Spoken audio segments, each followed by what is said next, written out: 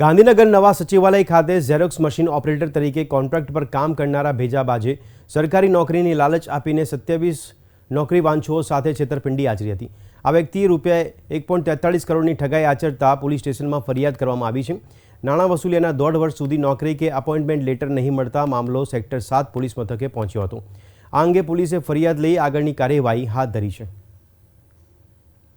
અમિતભાઈ પોતાના ઓળખીતા સંબંધીઓ અને એના મિત્રો મારફતે આ શૈલેષકુમાર ભીખાભાઈ ઠાકોરને રોકડા રૂપિયા તથા ઓનલાઈન પૈસા સરકારી નોકરી ક્લાર્કની ભરતી માટે અપાવડાવી અને કુલ 27 માણસો પાસેથી આ શૈલેષભાઈ ઠાકોરે ₹1,43,95,000 રૂપિયા રોકડા તથા ઓનલાઈન નોકરી મેળવવાના બહાને મેળવી અને ઠગાઈ કરેલી હોય એની સામે સેક્ટર 7 પોલીસ સ્ટેશનમાં ગુનો નોંધાયો છે।